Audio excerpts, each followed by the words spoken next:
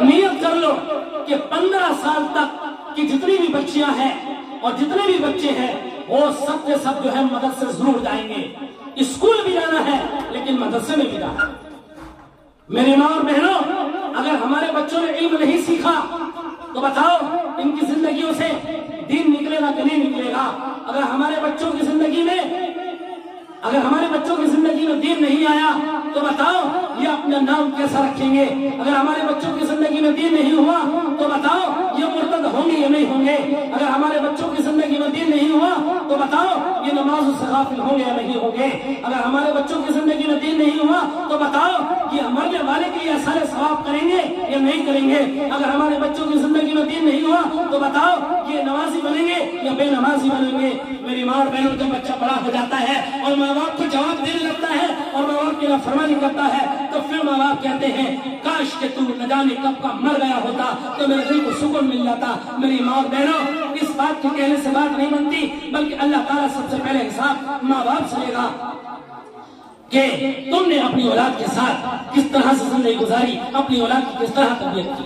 انما اموالکم اولادکم فتنہ، مال اولاد فتنے کی چیز ہے، آزمائش کی چیز ہے.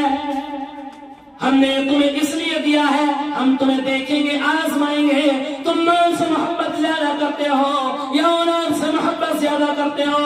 حضرت یوسف علیہ السلام کو اولاد کی محبت کی بنیاد پر یوسف علیہ السلام سے جدا کیا گیا، حضرت یعقوب علیہ السلام کو جدا کیا گیا. حضرت اسماعیل علیہ السلام کو جب ذبح کر رہے تھے حضرت ابراہیم علیہ السلام، اللہ نے ان پر انعام فرمایا، اسماعیل علیہ السلام کو بچا لیا اور ان کے بدلے میں اللہ نے دم عطا فرمایا کہ اس کی قربانی کیجئے. اولاد سے محبت کرنا وہ ہے اصل جو ماں باپ اپنی اولاد کو جنت کا راستہ دکھاتے ہیں، علم سکھاتے ہیں، قرآن سکھاتے ہیں. یہ اپنی اولاد سے محبت کرنے والے لوگ ہیں. اور جو اپنی اولاد کو دنیا سکھاتے ہیں، دنیا کی ترقی سمجھانا سکھاتے ہیں، میری ماں اور بہنوں، اپنی اولاد سے محبت نہیں ہے. جس ماں باپ نے اپنی اولاد کو مدرسے کے متعلق مدرسے میں جانا سمجھا دیا، قرآن سکھا دیا، علم دین سکھا دیا، حدیث سکھا دی، نماز سکھا دی، جس ماں باپ نے اپنے بچوں کو دین سکھا دیا، کلمہ سکھا دیا، میری ماں اور بہنوں، وہ ماں باپ اپنی اولاد سے محبت کرنے والے ہیں. اور جس ماں باپ نے اس دنیا میں آ کر اپنی اولاد کی جنت بنانے کی فکر نہ کی، اپنی اولاد کی آخرت بنانے کی فکر نہ کی، بتاؤ وہ اپنی اولاد سے محبت کرنے والے ہیں یا اپنی اولاد کے اوپر ظلم کرنے والے ہیں؟ فرمایا نماز میری آنکھوں کی ٹھنڈک ہے، جو نماز نہیں پڑھتا وہ میرے نبی کو تکلیف پہنچاتا ہے، اور تکلیف پہنچانا ظلم کی بات ہے.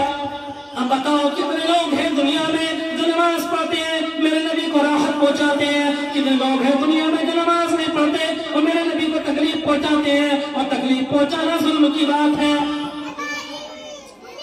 اس لیے میری ماں بہنوں، آپ سے گزارش ہے میری